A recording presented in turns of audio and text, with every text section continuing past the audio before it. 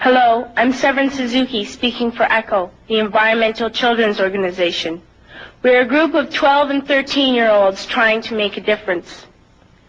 Vanessa Seti, Morgan Geisler, Michelle Quigg, and me. We've raised all the money to come here ourselves, to come 5,000 miles to tell you adults you must change your ways. Coming up here today, I have no hidden agenda. I am fighting for my future. Losing my future is not like losing an election or a few points on the stock market. I am here to speak for all generations to come. I am here to speak on behalf of the starving children around the world whose cries go unheard. I am here to speak for the countless animals dying across this planet because they have nowhere left to go.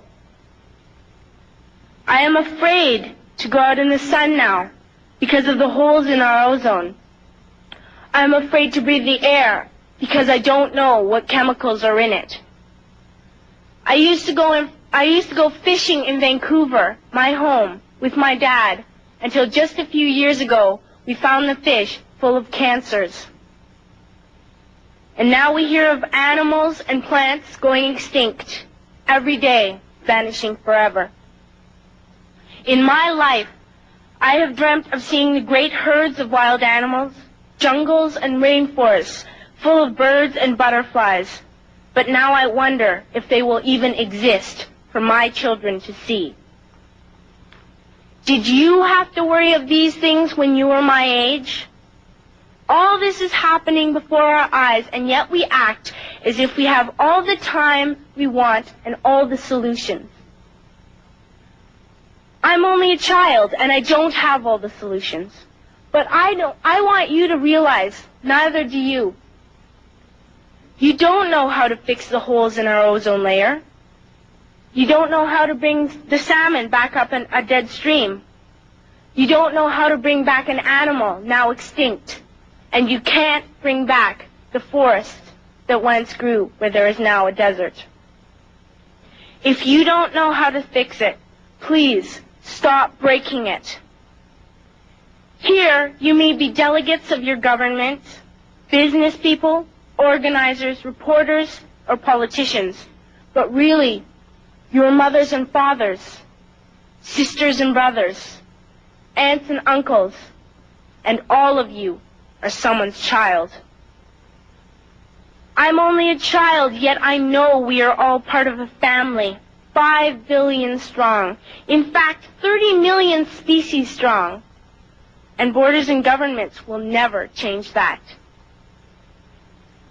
I'm only a child, yet I know we are all in this together and should act as one single world towards one single goal. In my anger, I am not blind, and in my fear, I am not afraid of telling the world how I feel.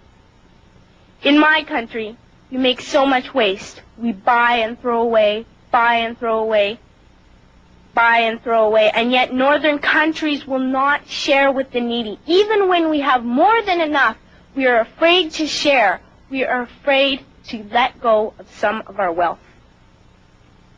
In Canada, we live the privileged life, with plenty of food, water, and shelter. We have watches, bicycles, computers, and television sets. The list could go on for 2 days. 2 days ago, here in Brazil, we were shocked when we spent time with some children living on the streets. This is what one child told us. I wish I was rich. And if I were, I would give all the street children food, clothes, medicines, shelter, and love and affection. If a child on the streets who has nothing is willing to share, why are we who have everything still so greedy? I can't stop thinking that these are children my own age, that it makes a tremendous difference where you are born. That I could be one of those children living in the favelas of Rio.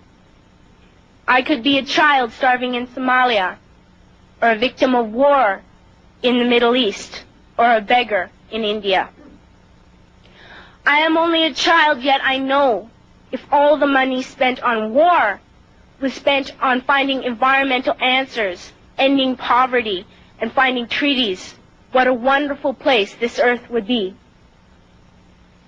At school, even in kindergarten, you teach us how to behave in the world. You teach us not to fight with others, to work things out, to respect others, to clean up our mess, not to hurt other creatures, to share, not be greedy. Then why do you go out and do the things you tell us not to do? Do not forget why you are attending these conferences, who you're doing this for. We are your own children. You are deciding what kind of a world we are growing up in. Parents should be able to comfort their children by saying, everything's going to be all right. It's not the end of the world, and we're doing the best we can. But I don't think you can say that to us anymore. Are we even on your list of priorities? My dad always says, you are what you do, not what you say. Well, what you do makes me cry at night. You grown-ups say you love us, but I challenge you, please, make your actions reflect your words. Thank you.